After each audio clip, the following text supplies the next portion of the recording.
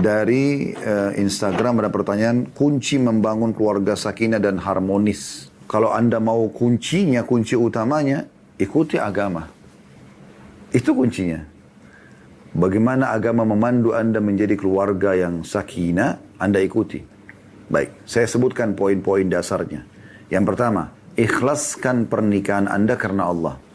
Kalau dulu Anda menikah karena disuruh oleh orang tua, didesak oleh keluarga, faktor umur, faktor ekonomi, faktor keamanan, politik, dan seterusnya yang lain-lain ini, Anda ubah sekarang. Niat Anda di detik ini pada saat Anda ikutin acara kita ini, ubah niatnya karena Allah SWT. Karena rumah tangga itu bahtera pahala yang paling besar. Maksudnya pahalanya itu. Karena mulai dari akad nikah sampai Anda meninggal, pahala semuanya. Gitu kan. Ngobrol sama istri saja, memberikan sesuap makan saja sudah pahala. Kata Nabi SAW, bahkan sepotong makanan yang kau masukkan ke mulut istrimu adalah sedekah. Ya. Jadi semuanya pahala. Ikhlaskan karena Allah SWT. Itu kunci pertama. Ya. Kunci yang kedua, agar bisa harmonisnya, Anda menjalankan tugas dan kewajiban yang Allah bebankan sebagai suami. Muasyarah bil ma'ruf, atau bermuamalah dengan cara santun dan baik. Sebagaimana Allah mengatakan dalam Al-Quran, A'udzubillahi minasyaitonir wa ashiruhunna bil ma'ruf. Gaulilah para istri itu dengan cara baik dan patun. Kata Ibnu Abbas, santun dalam biologis bersama mereka atau interaksi. Kemudian memberikan nafkah kebutuhan dasar, makanan, minuman, pakaian, tempat tinggal, transportasi semampu Anda. Kemudian yang ketiga, perlindungan. Ya, Anda lindungi dia. Dari bahaya-bahaya, ya. Bahkan kalau Anda terbunuh karena membela istri yang benar, ya, kayak ada perampok yang mau memerkosa atau merampok, Anda terbunuh maka Anda mati syahid, gitu kan. Kemudian memenuhi kebutuhan biologis istri, ya, harus peka melihat kalau istri sudah dandan, sudah rapi, ya kita nikmati saja. Kata Nabi SAW, wanita itu kalau kau nikmati, kau akan menikmatinya. Tapi kalau kau buat masalah, maka akan jadi masalah buat kamu, gitu kan. Ini kebutuhan. Kemudian juga yang kelima, ajarkan kepada dia kewajiban-kewajiban dia. Ajarkan kepada dia kewajiban-kewajibannya gitu. Anda jalankan tugas itu. Ya, dengan izin Allah SWT tidak akan ada masalah. Kemudian yang ketiga, kuncinya adalah Anda berdoa kepada Allah Subhanahu Wa Taala, ya, agar Allah SWT jadikan keluarga Anda keluarga yang bahagia. Doa yang masyhur dalam Al-Quran, Rabbana hablana min azwajina. Ya Allah, jadikanlah dari pasangan-pasangan kami, wa dzurriyyatina, dan keturunan kami, qurrata ayun, penyejuk mata kami, waj'alna lil muttaqina imama, dan jadikanlah kami pemimpin orang-orang beriman. Jadi sering Anda ulangi itu. Kemudian yang keempat kuncinya, ya, Anda terapkan Islam dalam kehidupan Anda. Maksudnya dalam rumah itu adalah ibadah, ya. Anda hidupkan ibadah, Anda jauhi kemaksiatan, maka itu insya Allah akan secara otomatis itu, ya. Karena Anda sibukkan dengan ibadah, Anda ajak juga pasangan ibadah, maka itu sangat bagus. Seperti hadis tentang masalah sholat malam. Kata Nabi SAW, semoga Allah merahmati seseorang yang bangun di tengah malam, laki-laki, pada saat dia mau sholat, lalu dia bangunkan istrinya. Kalau istrinya nolak, dia percikan air di wajahnya. Dan semoga Allah merahmati istri yang kalau dia bangun tengah malam untuk sholat, dia bangunkan suaminya. Kalau suami nolak, maka dia percikan air, ya, di wajahnya. Seperti itu.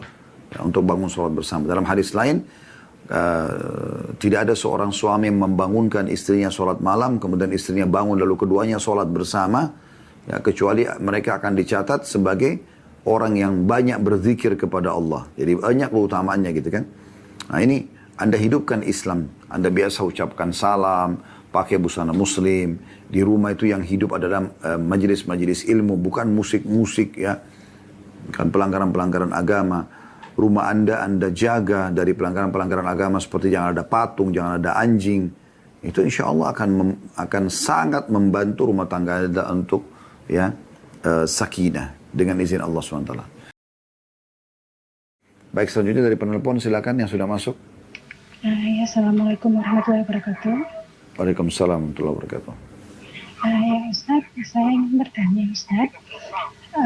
Saya ini seorang istri yang suaminya sedang sekolah di luar negeri. Jadi kami sudah 1 tahun sedang dalam kondisi long distance marriage, jadi kita dalam LDM. Nah, suami saya meminta saya untuk ikut beliau ke sana, menemani beliau, karena dengan beberapa alasan, termasuk salah satunya hubungan rumah tangga kami yang sering mengalami bisa dibilang kayak pertikaian, lebih banyak mudaratnya, lebih banyak perselisihannya semenjak beliau berangkat jauh ke sana. Tapi status saya saat ini seorang PNS dan saya sudah berada di posisi ini sebelum saya menikah. Nah, ketika saya utarakan keinginan saya untuk ikut suami saya ke sana, orang tua saya mempertanyakan dengan cara apa seperti itu. Apakah harus meninggalkan PNS saya? Nah, karena saya baru pengangkatan juga di PNS dan menikah juga masih baru, dan alhamdulillah sekarang sudah mempunyai seorang bayi. Terpaksa saya harus memutuskan untuk meninggalkan PNS. Memang itu belum saya lakukan sekarang. Sebelumnya saya ingin mempertanyakan apakah keputusan saya tepat atau tidak sebelumnya. Jadi orang tua saya ketika saya sampaikan masalah ini tidak menerima, bahkan marah besar kepada saya. Sehingga sampai ibu saya mengatakan, jika kamu memilih untuk ikut sama suami kamu dengan melepaskan PNS kamu, maka jika mama meninggal nanti, kamu tidak boleh hadir melihat mama, seperti itu. Jadi menurut Ustadz, apa yang harus saya lakukan? Apakah jika saya ikut suami saya dengan tidak mendengarkan apa kata orang tua saya, itu dapat saya berdosa atau tidak? Karena yang ditakuti sama orang tua saya, bagaimana jika nanti suamimu meninggal, siapa yang akan memberikan makan padamu dan pada anak-anakmu? Demikian, Ustaz. Baik, jangan ditutup dulu, Bu. Ini sudah dibahasakan ke suami nggak? Maksudnya apa ya tadi masalah ini, kayak saya PNS, kemudian orang tua saya sepertinya tidak terima, sudah dibahasakan ke suami belum? Sudah, kami sudah membahaskan sebelumnya. Jadi terus apa responnya seperti apa? Pada awalnya sebelum saya memutuskan ini, saya dan suami sudah berusaha. Kita sebelumnya sudah sepakat kita mencoba untuk berusaha berjauhan terlebih dahulu. Ternyata setelah kami berusaha 1 tahun, itu tidak menemukan jalan yang baik. Sehingga suami mengatakan bagaimana kalau untuk ikut ke sana, seperti itu. Tetapi kita juga sudah akhirnya suami kemarin itu sempat pulang dan akhirnya kita berbicara kepada orang tua, tetapi orang tua tetap marah, tidak mengizinkan, Ustaz. Nah, sekarang kalau ibu tetap bertahan dengan PNS, apa suami juga marah? Maksudnya tidak bisa menerima. Dia ngotot dengan pendapat dia, ibu tetap harus nyusul dia. Sebenarnya Ustaz, ini permasalahannya bukan cuma di diri suami saya, tetapi saya juga merasa berat untuk jauh daripada suami saya. Karena itu tadi banyak hal-hal yang akhirnya lebih membawa kemudaratan di dalam rumah tangga kami. Jadi saya tidak dapat, saya secara pribadi juga ternyata tidak sanggup untuk jauh dengan suami saya, Ustaz. Seperti itu. Baik, sekarang gini, saya kembali lagi ke permasalahannya. Suami ibu, dia tanda kutip di sini ya, dia ngotot ibu datang, ikut, atau dia kasih pilihan? Nah, sebenarnya tidak mengotot untuk ikut, tetapi yang dikatakan sama suami saya seperti ini, jika memang dengan mempertahankan PNS dan hubungan rumah tangga kita baik-baik saja, tidak apa-apa.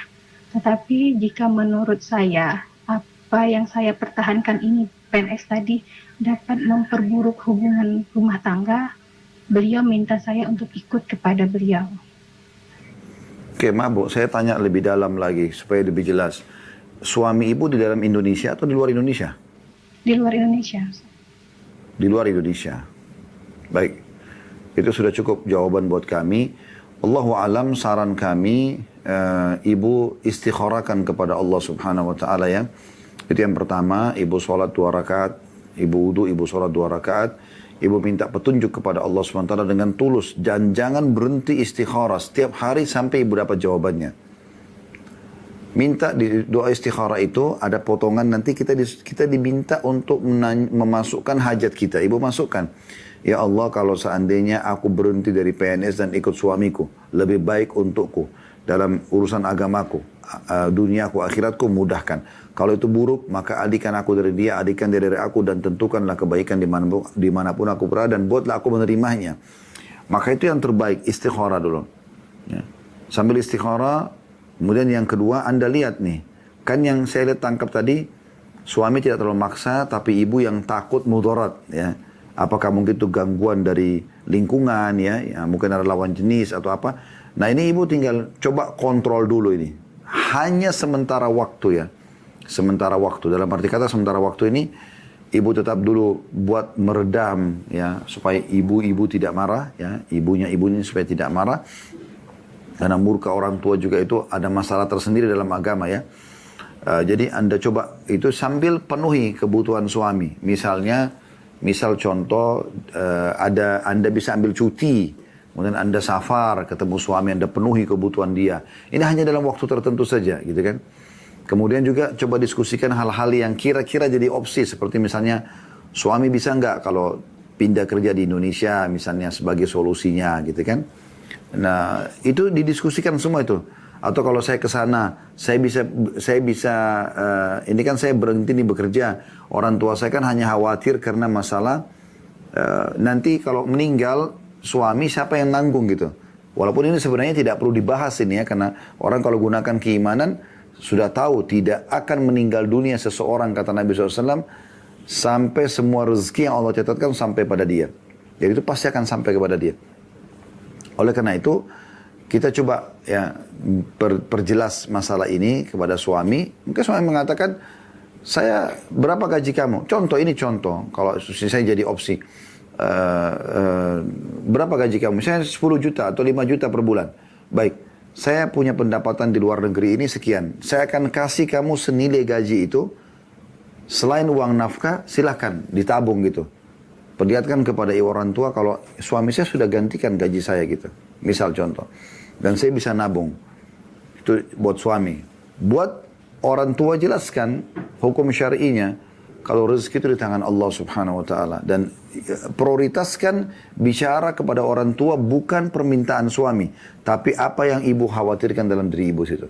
Saya ini tidak bisa jauh dari suami, saya butuh suami saya. Nah, jelaskan itu, selalu penekanan itu, dan suami saya menerima saya kalau mau menyusul gitu. Ya, masalah rezeki Allah sudah tentukan. Kalau sekarang saya lepas PNS, saya tetap insya Allah bisa bekerja yang lainnya, dagang online dan seterusnya. Anak pun kalau lahir itu sudah ada rezekinya sendiri. Ya, kalaupun kita meninggal, kedua orang tuanya meninggal, ibu dan ayah meninggal, bayi, anak ini tinggal masih bayi, anak itu sudah pasti ada rezekinya sampai dia meninggal nanti. Allah SWT itu adalah bagian daripada syariat Allah SWT yang kita imani. Baik, silakan. Lanjutnya penelpon yang sudah masuk. Assalamualaikum warahmatullahi wabarakatuh. Waalaikumsalam warahmatullahi wabarakatuh. Bismillahirrahmanirrahim. Mohon izin Ustadz, saya seorang penyintas HIV, tapi alhamdulillah secara medis dokter saya mengizinkan untuk menikah dikarenakan secara medis sudah membaik dan insya Allah tidak akan menularkan kepada pasangan atau keturunan saya kelak. Amin ya rabbal alamin. Dan saya sudah menjelaskan kepada calon pasangan saya tentang kondisi medis saya ini. Pertanyaannya Ustadz, bagaimana cara merespon calon pasangan saya yang selalu bertanya soal dosa-dosa masa lalu yang pernah saya lakukan?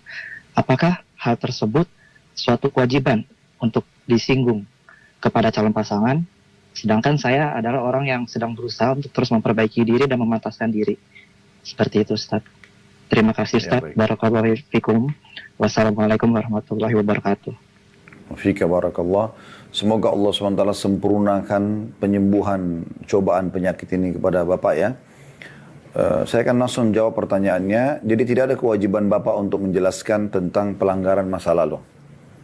Ya, cukup bilang itu antara saya sama Allah dan saya tidak mau bahas lagi. Itu bisa Bapak bahasakan begitu ya. Dan tidak ada haknya istri ataupun suami memaksa pasangannya mengatakan saya mau tahu kamu melakukan begini dan begitu. Walaupun dia boleh bertanya, itu tidak dilarang juga kalau dia bertanya gitu kan. Untuk menenangkan hati dia. Tapi secara rinci itu nggak perlu. Allahu alam. Jadi saran kami kalau memang Bapak mau jawab pun, ya pernah terjadi perzinahan misalnya. Udah. Sama siapa, kapan, berapa kali, itu nggak usah dibahas. Gitu. Baik, silakan penelpon yang sudah masuk. Baik, Assalamualaikum warahmatullahi wabarakatuh. Waalaikumsalam warahmatullahi wabarakatuh. Baik Ustaz, saya seorang ibu rumah tangga dari 3 orang anak perempuan dan 1 orang anak laki-laki. Selama mengikuti kajian Ustaz, saya selalu memperhatikan Ustaz menjelaskan bahwa laki-laki itu kebutuhannya ada 3. Yang pertama ada pandangan matanya, kemudian perutnya, dan kemudian biologisnya. Permasalahannya di sini adalah saya kurang bisa memasak Ustaz. Kemudian saya berusaha semaksimal mungkin untuk memenuhi kebutuhan dia terkait pandangan mata dan biologisnya. Untuk urusan memasak, saya sebenarnya sudah belajar, saya sudah ikut kursus, saya sudah mengikuti tutorial di YouTube dan segala macam, tapi saya tetap merasa bahwa rasa masakan saya itu selalu kurang pas seperti itu. Sebenarnya suami saya itu adalah suami yang sangat baik. Beliau tidak pernah mempermasalahkan masakan saya yang memang sering kurang pas rasanya. Bahkan beliau tidak segan untuk membantu ketika saya masak. Karena beliau juga pandai memasak. Jadi beliau sambil membantu saya memasak, beliau menjelaskan harusnya seperti ini, seperti ini.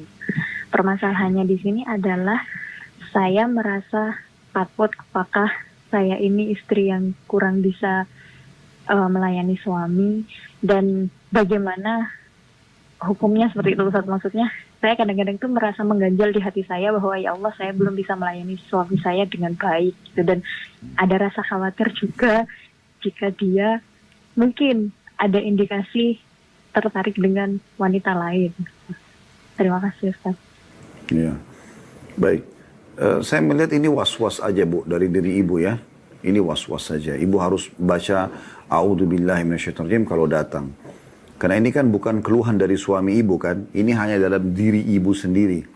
Seperti misalnya tadi ibu merasa kalau kayaknya masakan saya kurang enak. Apakah itu perkataan suami ibu atau ibu saja yang menyangka? Yang saya tangkap tadi sebenarnya suami ibu nggak mengeluh. Tapi ibu yang merasa gitu kan. Jadi ini was-was harus dilawan. Nggak boleh ada. Bisa saja mungkin suami Anda sudah puas dengan itu. Itu poin. Poin yang lain, ibu tidak harus masak kalau memang ibu tidak bisa. Misal, ada jenis makanan tertentu suami ingin. Dia ingin salmon, ikan salmon yang dibakar misalnya, atau digoreng dengan cara tertentu. Ibu nggak bisa. Ibu nggak usah paksakan dia untuk masak. Ibu tinggal izin sama dia untuk bisa beli cara restoran yang bagus, semampu Anda beli. Ya. Itu cukup. Dan dari uang nafkah yang dia ucapkan oleh suami. Jadi tidak harus gitu. Tapi tidak juga 100% melepaskan semuanya. Makanan itu kan semuanya beli. Sehingga tidak pernah sama sekali Anda punya andil gitu. Padahal sebenarnya itu menarik sekali ya. Kalau saya sebagai suami mungkin beda sekali kalau kita memakan hasil buatan istri. Ya, walaupun itu dia berusaha saja. Dan tidak harus setiap saat masak gitu ya. Saya pun di rumah tidak pernah minta istri saya harus selalu masak setiap hari, tidak. Di saat dia masak, kita makan. Dan tidak bisa beli makanan jadi pun tidak ada masalah. Ya. Jadi ini was-was saja kalau menurut saya yang ibu harus tepis. Insya Allah tidak perlu berpikir ke sana gitu. Sama juga tadi, ini was-was juga ini Bu. Yang ibu mengatakan nanti akhirnya ada indikasi dia cenderung kepada wanita lain. Ini nggak boleh buka pintu itu.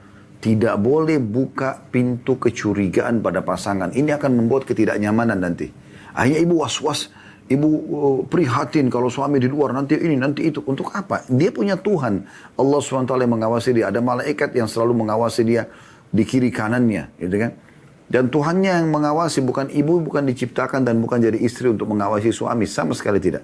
Bahkan Allah SWT mengatakan dalam surah Al-Hujurat. A'udzubillahi minasyaitonir rajim. Wala tajassasu. Jangan kalian saling memata-matai. Dan kata Nabi SAW dalam hadis, la tajassasu. Jangan saling mengintai dan memata-matai. Nggak boleh. Yang nampak depan mata kita benar kita dukung, yang salah kita ingatkan seperti itu. Baik, silakan penelpon yang sudah masuk. Ya. Bismillahirrahmanirrahim. Assalamualaikum warahmatullahi wabarakatuh. Waalaikumsalam warahmatullahi wabarakatuh. Ya, Ustadz, saya mau bertanya, bagaimana cara atau kiat membangun rumah tangga yang sakinah setelah adanya masalah perselingkuhan yang saya lakukan. Namun saya sudah bertobat dengan sungguh-sungguh. Tapi kondisinya istri belum bisa menarik kepercayaan seutuhnya karena trauma terhadap masalah tersebut. Mohon bimbingan secara ajaran Islamnya. Baik, Bapak jangan tutup dulu. Saya mau balik tanya. Bapak sudah taubat kepada Allah Subhanahu wa taala? Sudah, Ustadz. Jadi kejadian itu tahun lalu. Saya ketika ketahuan mengkhianati pasangan saya, kemudian saya bertobat benar-benar untuk tidak melakukannya kembali, dan saat ini saya sudah bertobat tidak melakukan hal tersebut. Baik, berarti sekarang Bapak sudah penuhi syarat ya, meninggalkan dosa itu seketika, menyesali dan tidak berjanji sama Allah tidak akan mengulanginya. 3 syarat sudah dipenuhi belum Pak? Sudah Ustadz. Oke, Alhamdulillah sudah. Baik. Terus pada saat Bapak menyampaikan itu ke istri, apa responnya? Sebetulnya istri itu seperti ini, Tat. Dulu sebelum saya melakukan selingkuh, dia percaya 100% terhadap saya. Apapun yang saya lakukan, dia percaya. Tapi semenjak ada masalah itu, kemudian sempat dia untuk minta berpisah dengan saya. Setelah itu saya bertaubat, tapi saya tetap mempertahankan rumah tangga. Saat ini dia mendeklarasikan bahwa saya belum percaya sepenuhnya terhadap suami saya, terhadap saya maksudnya. Oke. Tapi sekarang, saya waktu untuk pelan-pelan untuk percaya kamu. Nah, sementara seiring berjalan waktu, segala hal yang saya lakukan selalu dicurigai atau saya tidak percaya dari istri. Padahal saya benar-benar sudah bertaubat dan tidak menjalankan hubungan itu lagi. baik, berarti permasalahan sederhana Pak. Permasalahan sederhana, berarti tinggal masalah kepercayaan istri saja kan. Sekarang kalau Bapak betul-betul ikhlas kepada Allah SWT, saya sangat yakin Allah akan mudahkan Pak. Tidak usah khawatir soal itu. Cuma memang yang perlu Bapak lakukan sekarang bagaimana supaya istri tidak curiga. Duduk sama dia, Bapak sambil pegang handphone bisa ditulis atau pakai kertas, ya kan? Ditulis misalnya. Baik, sekarang supaya kamu tidak curiga sama saya. Karena saya ini harus bekerja, saya harus keluar rumah, saya interaksi sama orang. Ini terjadi. Antara saya sama Allah, saya sudah tobat nasuha. Dan itu tidak ada hubungannya sama kamu gitu. Ini untuk hubungan saya sama Allah. Sekarang tinggal kamu bagaimana supaya tenangkan. Saya ingin mempertahankan rumah tangga kita ini. Oh, saya curiga kalau nanti di tempat kerja akan ada perempuan lagi. Baik, saya tulis. Berarti karena ada perempuan yang dikhawatirkan. Ada yang masalah lain? Apa kira-kira yang jadi beban di pikiran dia? Bapak tulis depan dia. Kemudian Bapak cairkan itu satu persatu. Misalnya misal Bapak mengatakan, saya berjanji, saya tidak akan berhubungan lagi dengan wanita yang bukan mahram. Dan saya, kalau itu terjadi, saya melanggar, maka saya mengizinkan istri saya untuk mengajukan perceraian misalnya. Jadi biar dia tenang gitu. Ya. Kalau dia bilang, oh salah satu poinnya, itu perempuan belum diblokir misalnya. Atau masih ada nomor teleponnya. Bapak perlihatkan. Kalau memang di handphone Bapak masih ada, ini ya, nomornya ini, namanya ini. Ini kamu yang hapus, biar dia yang hapus gitu. Biar dia yang blokir misalnya, gitu kan. Atau kalau Bapak memang mau lebih jauh lagi, Bapak bisa ganti nomor. Membuktikan kepada dia, kalau tidak ada lagi yang kontak ke saya kok, gitu. Nomor baru, ambil, gitu kan, aman. Atau kalau tidak tadi, yang lebih sederhana adalah dihapus misalnya. Nah, apa kira-kira permasalahan-permasalahan yang membuat, atau beban yang membuat dia merasa curiga, itu Bapak tulis depan dia dan Bapak tulis perjanjian. Dan Bapak janjikan, kalau memang saya melanggar ini, silakan bisa ngajukan perceraian. Siapa saksi dari keluarga kah, dari ya kerabat yang bisa datang, biar dia tenang. Karena itu pernah kami lakukan Pak. Dan Masya Allah, rumah tangganya akhirnya orang itu langgeng sampai sekarang gitu. Ya, karena kekhawatiran istrinya sudah kita hilangkan. Karena memang di sini kan posisi Bapak telah melakukan sesuatu yang keliru saja. Dan insya Allah perempuan itu Pak dominan perasaan. Dan Allah telah membuat mereka dengan itu untuk bisa selalu memaklumi kesalahan anaknya gitu. Begitu juga dengan suaminya. Salah satu sifat positif wanita adalah mudah untuk memaafkan gitu. Sebagaimana juga dia kadang-kadang mudah untuk tersinggung. Tapi ini kan tidak baik ya, masalah tersinggung. Tapi kalau memaafkan adalah hal yang positif. Anda kalau tulus, Anda kalau baik-baik, Anda perbaikin keadaan. Dan perlu saran juga saya, Bapak tingkatkan dari sisi kualitas pelayanan sebagai suami, Pak. Seperti misalnya, mohon maaf, masalah biologis, Bapak lebih ekstra perhatian, ya, pengorbanan apa, mungkin ada bonus apa yang Bapak bisa kasih ke dia dari harta dan seterusnya. Gitu. Seperti itu mungkin bisa melunakkan lebih jauh lagi. Allahu alam. Begitu ya, Pak? Baik Pak Ustadz. Jadi baik. Saya juga butuh kesabaran yang ekstra Ustadz. Selalu dicurigai padahal saya tidak melakukannya. Itu nggak masalah. Itu proses pembersihan dosa, Pak. Karena kata Nabi SAW dalam hadis riwayat Muslim, tidak ada yang mengganggu seorang Muslim dari capek, letih ya, gangguan orang, penyakit, bahkan duri yang menusuk tubuhnya, kecuali jadi pembersihan dosa-dosanya. Jadi sumpah, sedih, apa semua ini itu termasuk pembersihan dosa. Jadi nggak apa-apa, yang penting Bapak tidak melakukan. ya, baik Ted. Terima kasih Ustaz.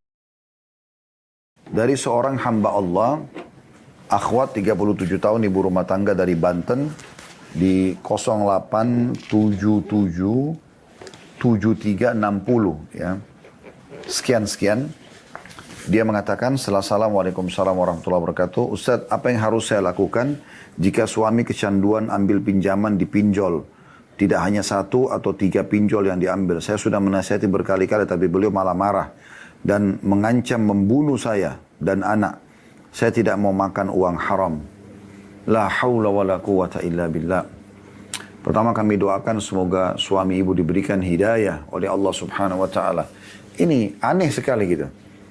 Ada orang diingatkan baik-baik oleh pasangannya supaya jangan mencari sumber pendapatan haram, malah marah dan melampaui batas kalau sudah sampai mengancam untuk membunuh. Ya. Ini salah satu hal yang dibolehkan seorang wanita mengajukan perceraian, justru ini. Kalau sudah terancam dia secara kejiwaan, ini tidak boleh ini. Ya. Jadi kami makanya mengatakan semoga Allah SWT berikan hidayah suami ibu, dan cara yang terbaik adalah mendoakan dia yang pertama, kemudian yang kedua menasihatinya. Kalau dinasihatin dengan cara baik tidak bisa, maksudnya melalui Anda tidak bisa, coba pakai orang ketiga. Ya, orang ketiga misalnya keluarga atau siapa saja gitu ya, yang bisa menasihatin dia gitu. Dan pada saat memang datang akibat dari perbuatan yang, karena ini nanti akan datang akibatnya nih. Akan datang akibatnya. Semua pinjaman seperti ini akan ada akibat buruknya. Karena ini kan riba ya. Makanya nanti akan ada akibatnya. Akibatnya biasanya terlilit utang, akhirnya harus disita ini dan disita itu gitu kan. Sambil Anda istikharakan kepada Allah subhanahu wa ta'ala, Anda minta petunjuk, sholat 2 rakaat selepas ta'lim kita nanti ini, habis maghrib, habis isya nanti, ibu dengan tenang coba sholat istikharah, minta pada Allah SWT, minta petunjuk. Karena istikharah itu jalan pintas doa. Ibu sholat 2 rakaat, selepas salam, lihat istikharah dalam hati, setelah pas salam, ibu tinggal baca doa istikharah. Kalau belum hafal, tinggal ketik di Google doa istikharah, akan banyak di situ terpapar, insya Allah Anda baca.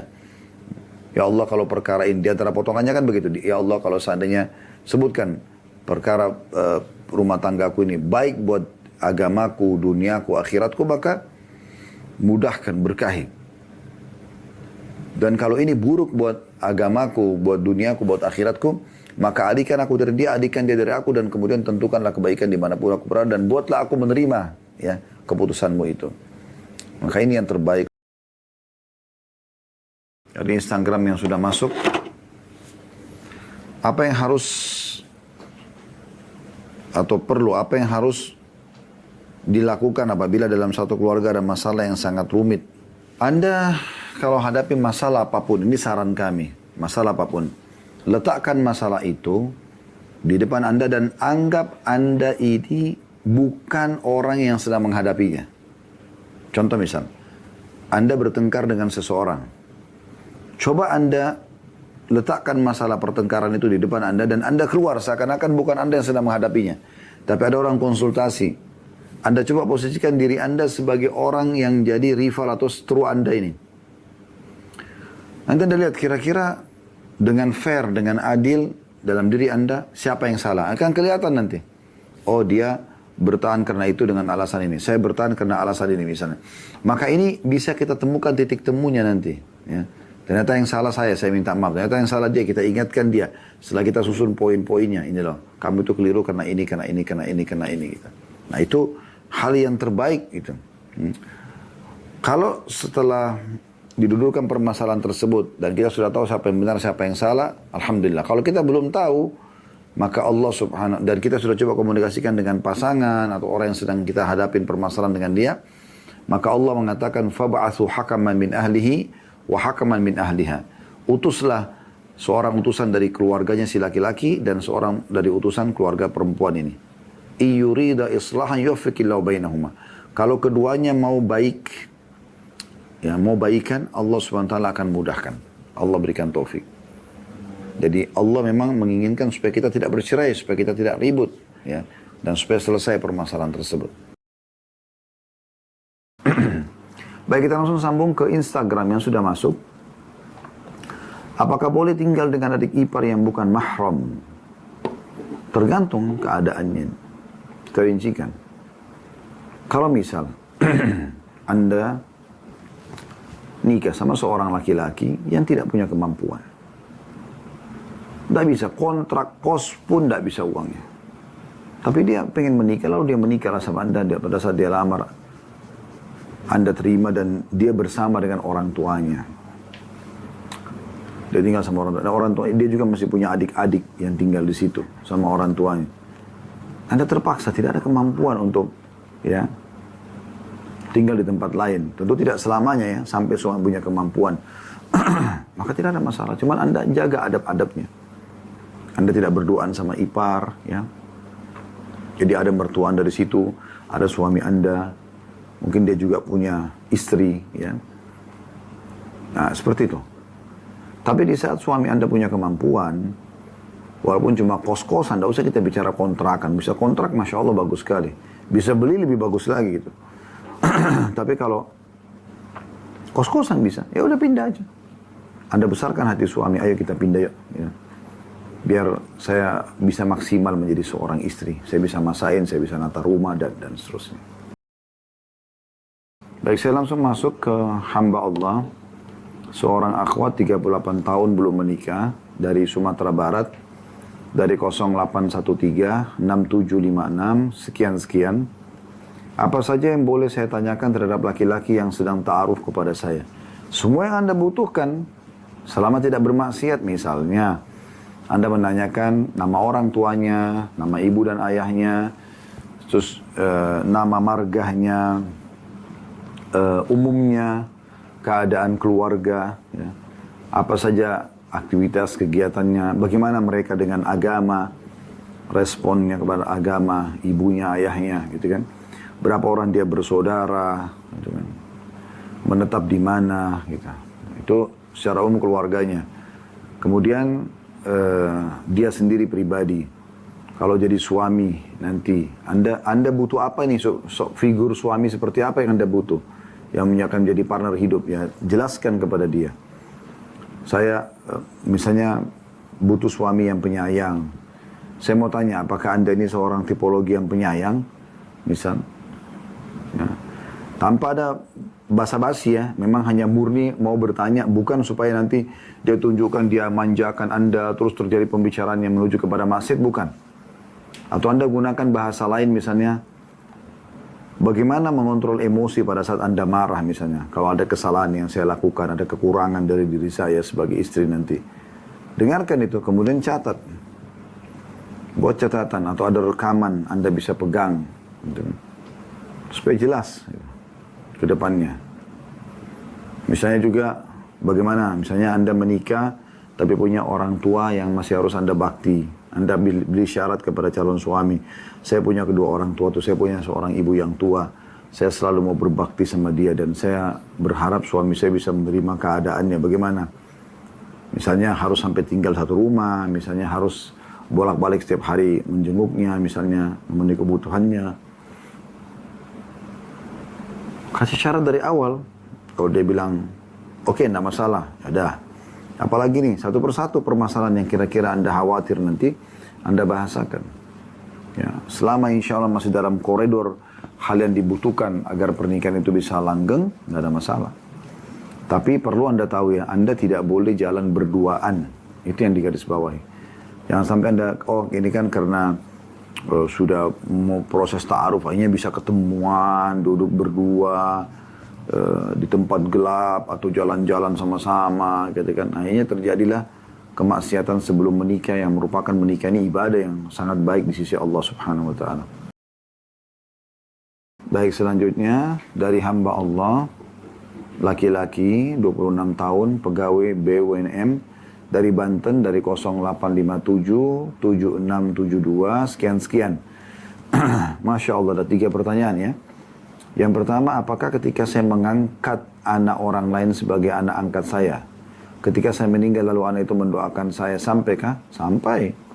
Maksud dalam umumnya, sabda Nabi SAW, tidak ada muslim yang lain mendoakan saudaranya muslim. Dalam zahril ghaib, tidak bersama.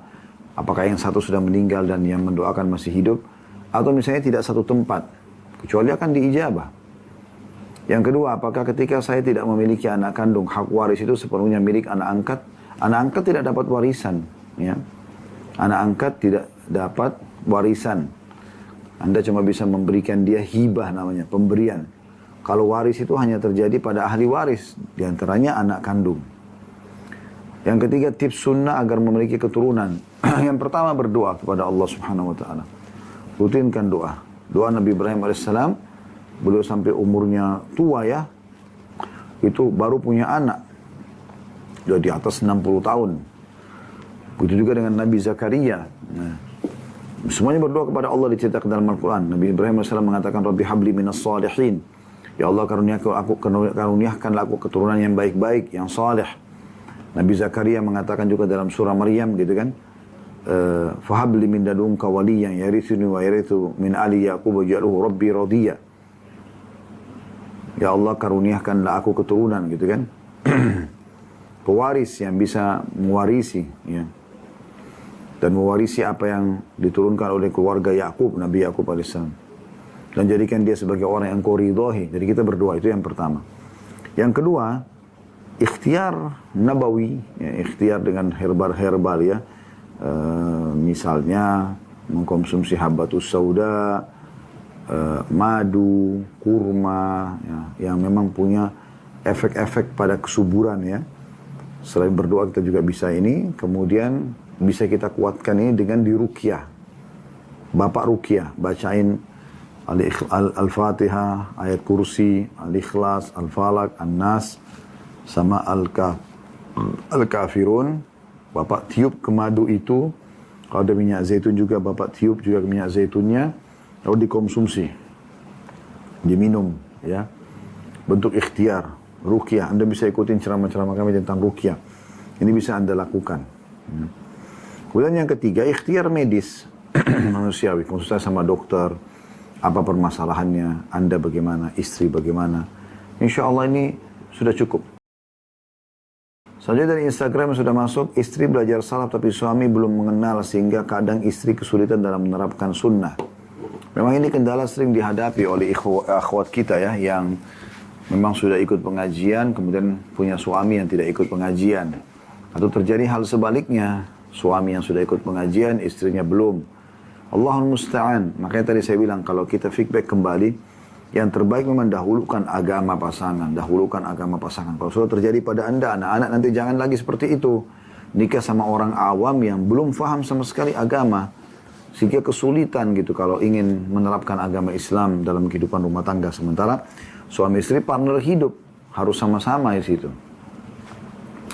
Kalau sudah terlanjur terjadi seperti ini, Anda tinggal lakukan tips-tipsnya, berdoa kepada Allah Subhanahu wa Ta'ala.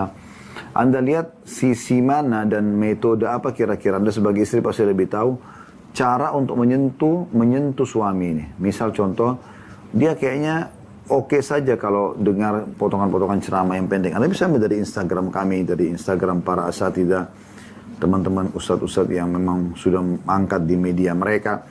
Masalah rumah tangga, masalah sholat, masalah yang lainnya. Atau masalah akidah. Anda kirim ke WA dia, atau Anda lagi duduk santai, habis makan, mungkin habis interaksi biologis, lalu bilang, tadi saya dengar ceramah, bagus loh ini, 1 menit. Nah, gimana menurut kamu misalnya? Kita kayak tanya sama dia. Jadi bukan bilang, ini dengarin ini ceramah nih, karena laki-laki itu pemimpin, dia nggak bisa dihardik seperti itu. Dia bilang, ini saya dengar, coba bagaimana pendapat kamu gitu. Kalau dia dengar, oh iya bagus sih, ya sudah. Dan yang penting sudah ada pintunya gitu kan awalnya. Nanti pelan-pelan Anda tanya lagi ceramah yang lain, gitu kan, judul yang lain. Insya Allah dengan begitu mudah-mudahan bisa menjadi penyebab hidayahnya. Kemudian juga di sini bisa digunakan media lain. Kalau saya cuplikan ceramah, walaupun sekarang yang paling gampang itu ya cuplikan-cuplikan ya dari Instagram, dari YouTube, kan ini itu lebih mudah gitu. Kalau tidak mungkin dia suka baca, Anda ambil artikel-artikel, Anda kirim kepada dia gitu kan.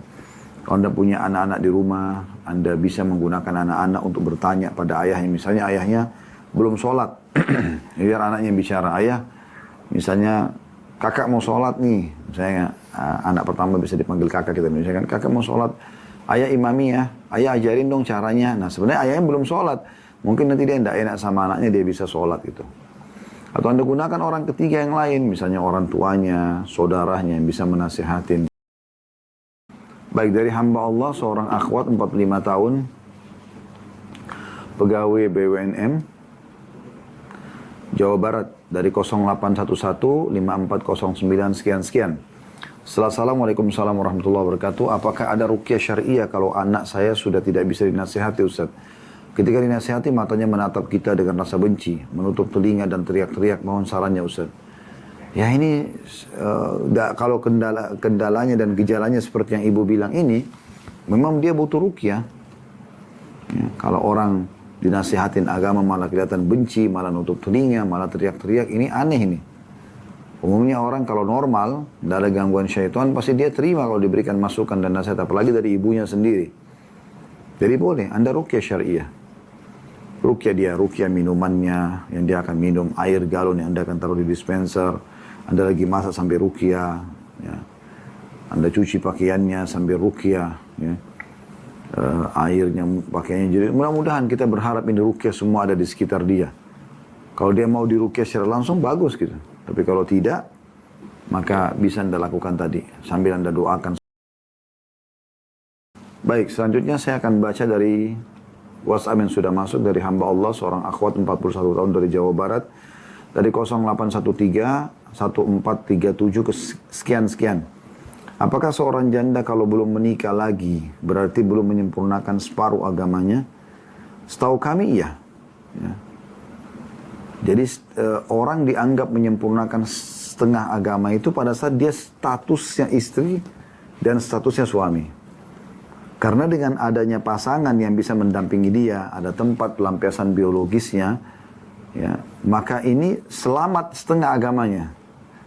Tinggal dia bertakwa dengan setengah yang tersisa. Kalau dia status duda, janda, dia belum menikah lagi, maka poin ini luput gitu kan. Kecuali mungkin kalau dia sudah sangat tua sekali, suaminya meninggal, dia sudah 60 tahun, 70 tahun, memang tidak butuh menikah tuh mudah-mudahan tidak ya. Tapi kalau masih muda, bisa menjadi fitnah buat diri dia, fitnah bagi lawan jenisnya yang lain, maka ini dia belum menyempurnakan. Dan kami sarankan Allah alam semua janda, duda, gadis, bujang menikah saja. Mudahkan sunnah Nabi SAW. Syiarkan. Ya. Selanjutnya insya Allah dari Instagram yang sudah masuk. Masih ingat masa lalu yang buruk. Bagaimana untuk menghilangkannya agar bisa menjalani rumah tangga. Bertaubat kepada Allah subhanahu wa ta'ala. Bertaubat kepada Allah subhanahu wa ta'ala. Dengan cara. Anda taubat nasuha ya. 3 syaratnya. Kata Imam Nawawi rahimahullah, meninggalkan dosa itu seketika. Berzina kah, berbohong kah, riba kah, narkotika kah, apa saja. Membuka aurat kah, semua ini. Ya. Tinggalkan. Yang kedua, sesali. Yang ketiga, berjanji kepada Allah tidak akan mengulanginya. Berjanji kepada Allah tidak akan mengulanginya. Nah, kalau Anda sudah lakukan ini, insya Allah sudah selesai. Dan insya Allah makin tulus Anda taubat kepada Allah subhanahu wa ta'ala, maka makin terlupakan masa lalu itu. Insya Allah akan hilang. Dan memang kata Nabi SAW, at-taubat tajubbu ma qablaha. Taubat akan membersihkan semua kesalahan yang lalu. Tidak akan ada masalah di situ. Ya. Allahu alam. Dan termasuk insya Allah membersihkan masa lalu itu bersihnya juga kenangan-kenangan yang insya Allah akan Allah hilangkan. Dari hamba Allah, seorang perempuan 38 tahun dari Jawa Tengah di 0898 002 sekian-sekian. Pertanyaannya, suami saya habis kecelakaan kerja, kaki patah, qadarullah. Dari PT tidak bertanggung jawab, ditambah lagi dari pihak ortu suami juga seakan tidak peduli. Akhirnya, semua beban tertumpuk terhadap saya, sedangkan saya posisi sedang hamil. Amalan apa ya Ustadz, agar saya kuat dan rezeki lancar? Baik, saya berdoa di awal ini semoga ibu ditabahkan oleh Allah Subhanahu wa Ta'ala, dilipat gandakan pahalanya karena bersabar dalam menghadapi permasalahan ini, dan juga Allah Subhanahu wa Ta'ala berikan solusi yang terbaik dari permasalahan yang sedang ibu hadapi. Allahumma amin. Saya mungkin berikan gambaran, tentu kalau suami kecelakaan seperti ini dan akad dengan perusahaan memang tidak ada, bahwasanya perusahaan akan menanggung kalau terjadi kecelakaan, maka ibu tidak bisa salahkan perusahaan tentunya. Kalau ada akad di perusahaan tersebut atau dengan perusahaan tersebut memang akan ditanggung kalau terjadi kecelakaan, maka ibu bisa menuntut hak ibu. Ya. Apakah itu pada Allah Subhanahu wa Ta'ala berkeluh kesah dalam doa, ataupun Anda melalui jalur hukum. Ya. Namun sebelumnya tentu minta baik-baik dulu kepada perusahaan, ya. Semoga dimudahkan oleh Allah Subhanahu wa Ta'ala, mereka mau membayar dan mereka merasa bertanggung jawab, ya, kurang lebih seperti itu. Kalau masalah orang tua, suami tidak bertanggung jawab, ya itu tidak bisa kita paksakan, ya. Maka saya akan fokus kepada pertanyaan ibu saja, gitu. Amalan apa yang Ustadz anjurkan agar saya kuat dan rezeki bisa lancar? Yang pertama, kami sarankan ibu, di detik ini kalau Anda ikuti acara kita ini, ucapkan kalimat istirja, yaitu inna lillahi wa inna ilaihi raji'un. Kami milik Allah dan kami akan kembali kepada Allah. Ini yang harus diucapkan oleh setiap muslim dan muslimah di awal musibah yang sedang datang dan menimpa mereka. Ini poin penting. Dan Allah Subhanahu wa Ta'ala memastikan dalam firman-Nya dalam surah Al-Baqarah, A'udzu billahi minasyaitonir rajim, wa basyyiris sabirin alladziina idza asabatuhum musibatun qalu inna lillahi wa inna ilaihi raji'un ulaika 'alaihim shalawatu min rabbihim wa rahmah wa ulaika humul muhtadun.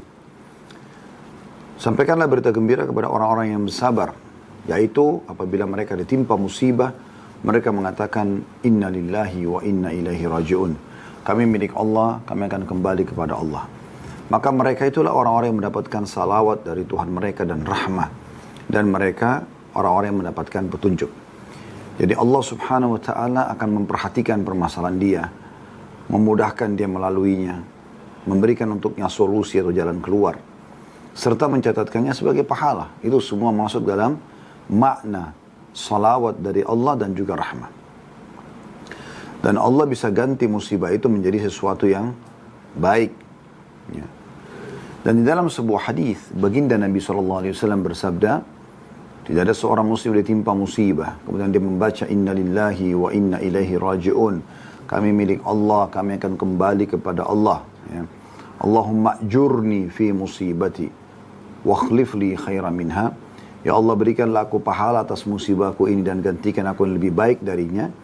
Kecuali Allah pasti akan gantikan dengan sesuatu yang lebih baik dari apa yang sudah menimpa dia. Dan Ummu Salamah radhiyallahu anha, salah satu istri Nabi SAW sebelum beliau menikah dengan Nabi SAW, beliau sempat pada saat suami pertamanya Abu Salamah meninggal, mendengarkan hadis Nabi SAW ini. Dan dia merasa dia masih muda, dia butuh suami. Maka dia mengatakan, aku pun mengamalkan hadis Nabi ini, mengucapkan inna lillahi wa inna ilaihi raji'un, Allahumma ajurni fi musibati wa akhlif li khairan minha. Kami milik Allah, kami akan kembali kepada Allah. Ya Allah, berikanlah aku pahala atas musibahku ini dan gantikan aku yang lebih baik darinya. Maka aku mengamalkan doa ini selama 3 bulan. Sambil bertanya-tanya, siapakah kira-kira yang lebih baik daripada Abu Salamah? Dan aku yakin dengan dahsyatnya doa ini, setelah 3 bulan kemudian karena datang lamaran Nabi SAW. Dan pastilah Nabi lebih baik daripada Abu Salamah. Jadi ini yang pertama, kami sarankan ibu pada saat mengikuti acara kami ini, dan siapapun anda yang merasa ada musibah, cobaan yang datang kepada anda, jangan lupa, yang paling pertama anda ucapkan kalimat istirja, inna lillahi wa inna ilaihi raji'un, kami milik Allah, kami akan kembali kepada Allah. Lalu ditambah dengan ajaran Nabi SAW tadi, Allahumma jurni, ya Allah berikanlah aku pahala, ya. Allahumma ajurni fi musibati, dalam musibahku ini, wa akhlif li khairan minha, dan gantikan aku yang lebih baik darinya. Karena Nabi SAW jamin akan Allah ganti musibahnya, masalahnya menjadi kesenangan dan kegembiraan. Jadi jelas sekali anjuran Nabi SAW.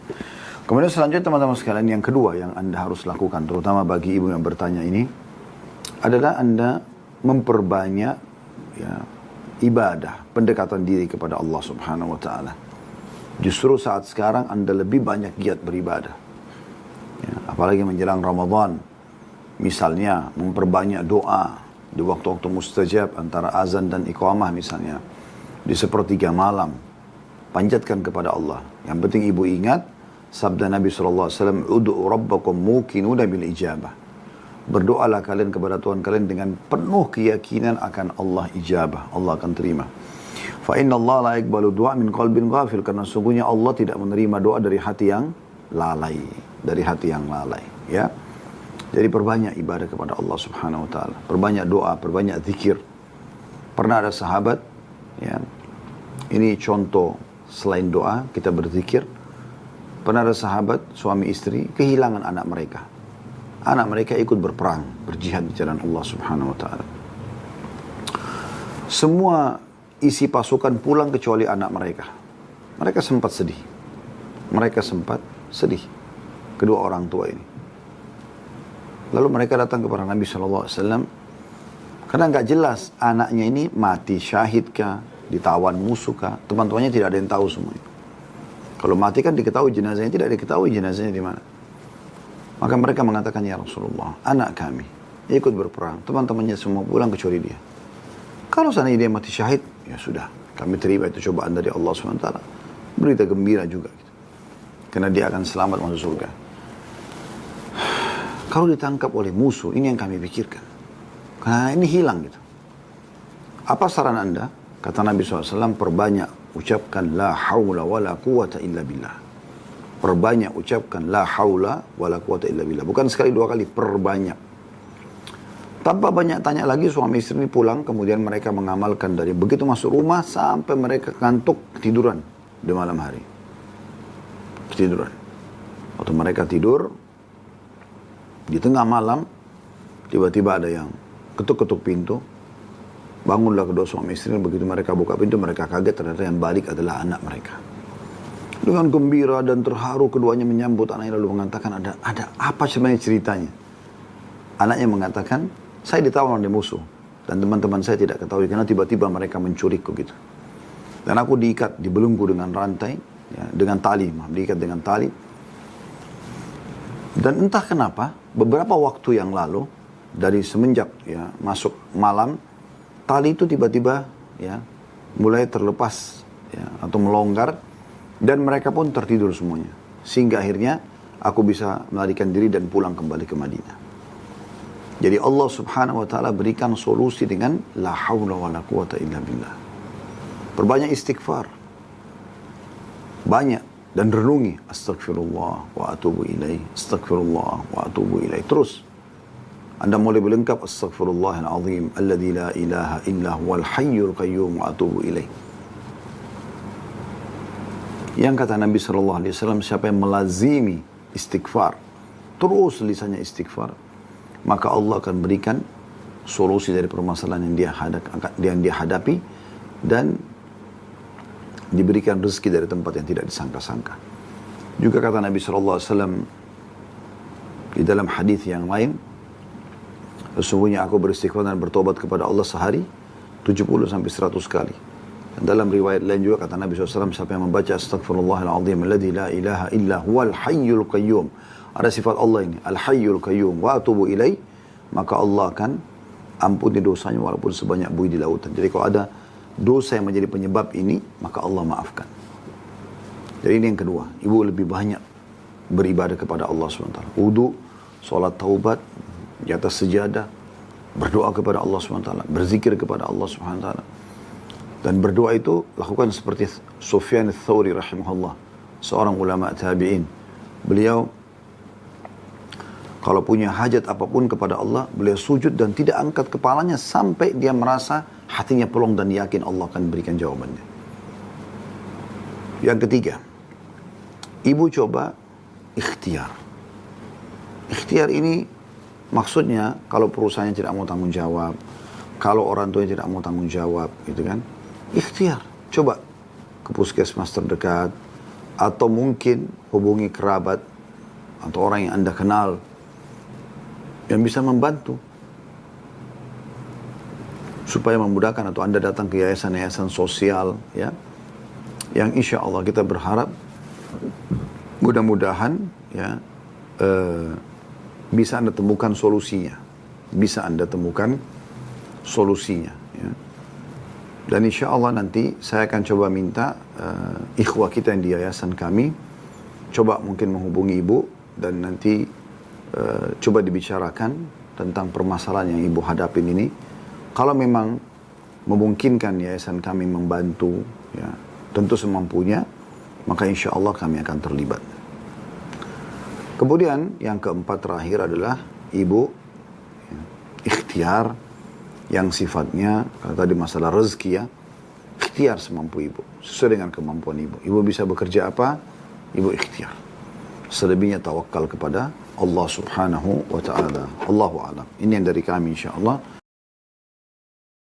Dari WA yang sudah masuk, dari hamba Allah, seorang akhwat, 38 tahun, pegawai swasta dari DKI Jakarta, dari nomor 0813-1604, sekian-sekian. Setelah salam, Waalaikumsalam warahmatullahi wabarakatuh. Afwan Ustaz, sikap apa yang saya harus ambil apabila suami saya sudah sering melakukan KDRT terhadap saya di depan anak-anak? Dalam kurung, memukul, menendang, mencekik dengan alasan masa lalu yang tidak dapat terima. Jazakallahu khairan. Baik. Allahul musta'an. Allah tempat kita meminta pertolongan. Tentu saya feedback dulu kembali. Saudaraku seiman, kalau Anda mau bahagia dalam rumah tangga, ya, salah satu poin yang sangat penting setelah mendahulukan agama pasangan, ya, atau salah satu atau hal yang paling penting ya dalam masalah membangun rumah tangga adalah mendahulukan agama pasangan. Ini harus skala prioritas. Karena ini menentukan ke depannya kita bahagia atau tidak. Kita bisa tentram nggak di samping pasangan kita ini. Karena orang yang beragama itu akan membawa pada ketentraman. Karena hatinya penuh dengan keimanan. Iman itu ketentraman. Kalau ada sesuatu yang benar dari pasangan, pasti dia akan dukung. Dalam bab amar ma'ruf, ya, menyeru pada kebaikan. Dan kalau ada sesuatu kemungkaran, dia akan ingkar mungkar, melarang kemungkaran. Tapi menggunakan konsep firman Allah subhanahu wa ta'ala, A'udhu billahi minasyaitan rajim, Ud'u ila sabi rabbika bil hikmati wal mau'idatil hasanati wajadilhum billatihi ahsan. Berdakwalah engkau di jalan Tuhanmu dengan cara hikmah, patut, ya, kemudian santun, ya, dan juga berikanlah peringatan-peringatan yang baik. Dan kalaupun harus berdebat dengan cara yang baik dan santun.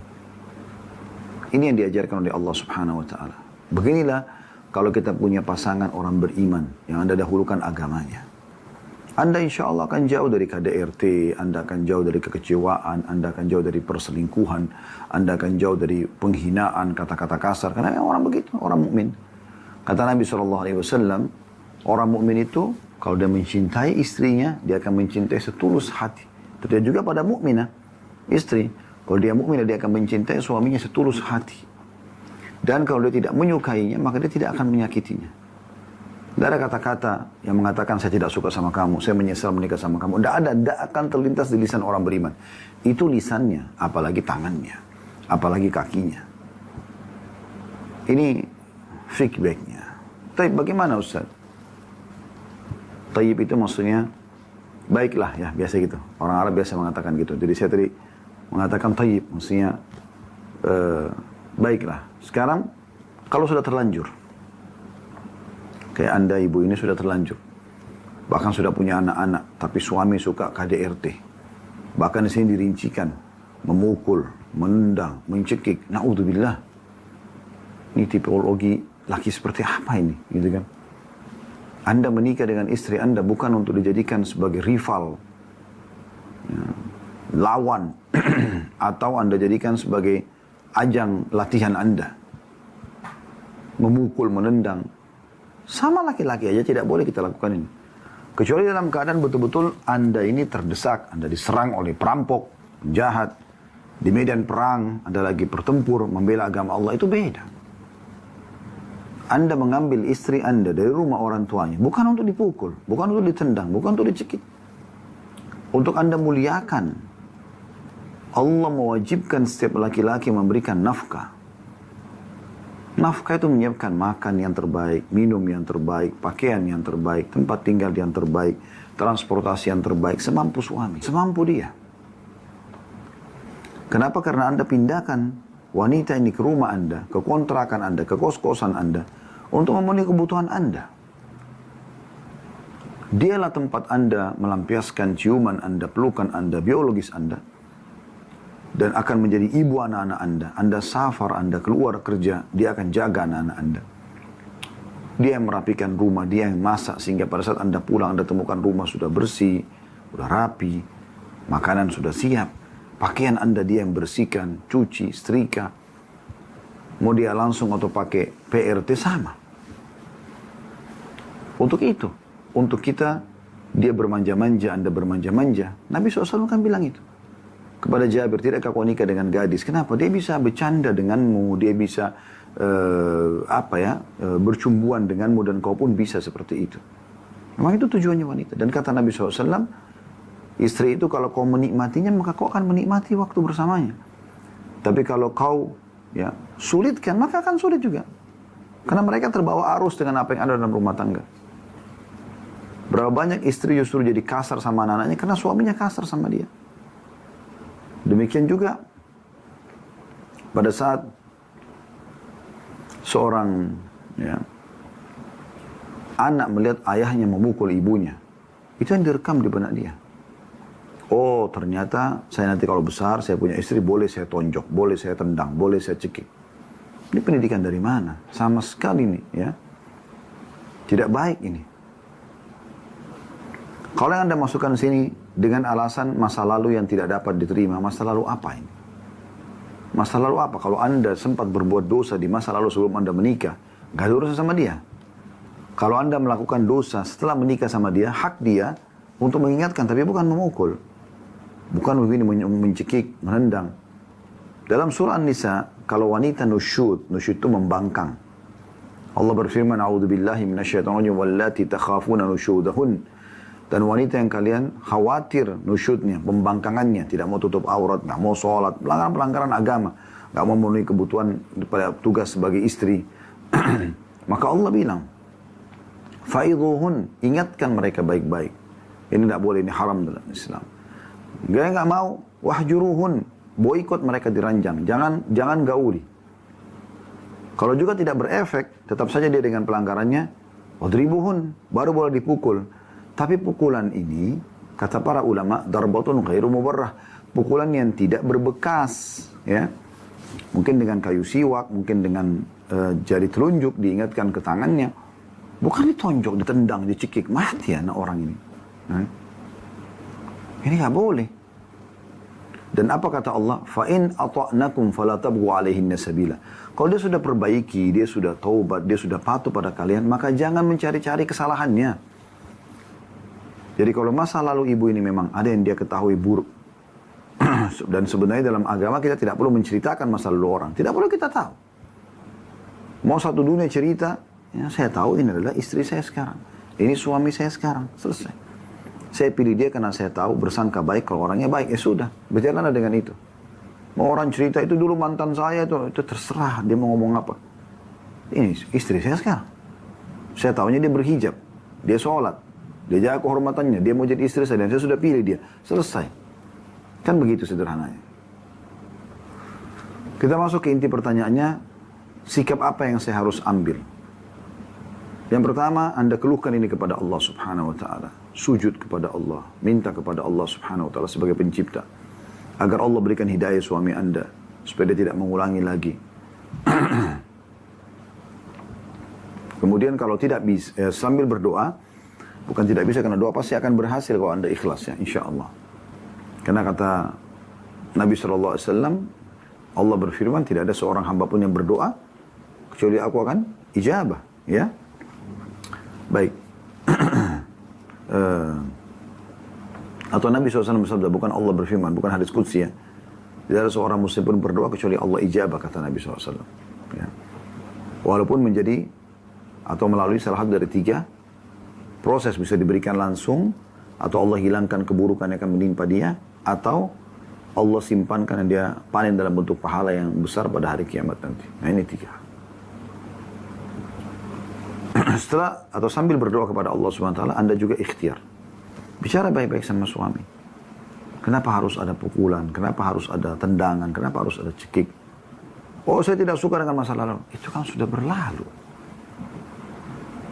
Saya perbaikin. Saya coba menjadi lebih baik. Kalau sebelum nikah, nggak ada urusan sama dia sebenarnya. Ya, ini sudah risiko dia nikah. Tapi tetap Anda berikan dia motivasi, Anda mengatakan, saya akan baik, saya akan berubah. Kalau dia tidak mau, saya tidak mau tahu. Ya sudah kalau gitu, nggak usah sama-sama. Itu jawabannya. Diajak negosiasi, untuk dia berhenti dari ini. Dengan cara dia menerima dan Anda menunjukkan, Anda sudah taubat, Anda perbaiki. Dia tidak mau terima, ya sudah, jangan sama-sama. Sampai kapan Anda mau tinggal dengan orang yang terus akan mengenang masa lalu Anda dan memukul Anda seperti ini? Di depan anak-anak lagi. Tidak usah sama-sama. Gitu kan? Kalau hati saya terpaut, berdoa kepada Allah Subhanahu wa ta'ala.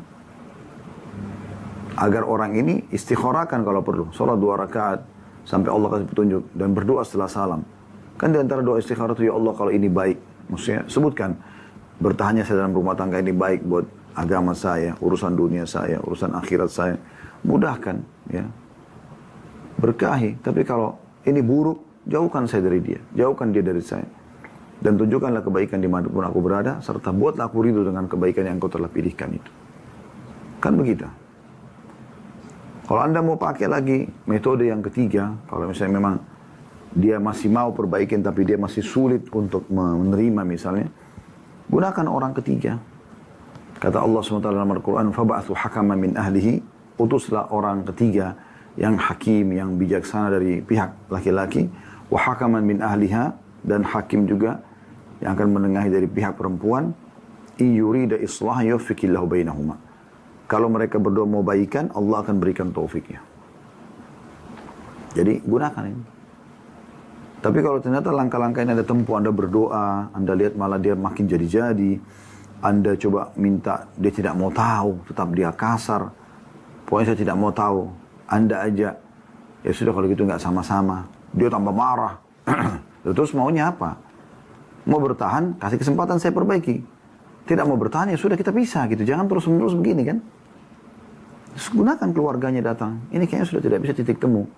Karena kesalahan saya terus diungkit-ungkit sama dia gitu. Saya mau perbaikin kalaupun ada salah. Gitu. Kalau memang dilihat ke depannya saya tidak bisa baik, ya sudah silahkan. Tidak sama-sama lagi. Tapi jangan sakiti saya secara fisik. Allahu a'lam, itu yang dari kami.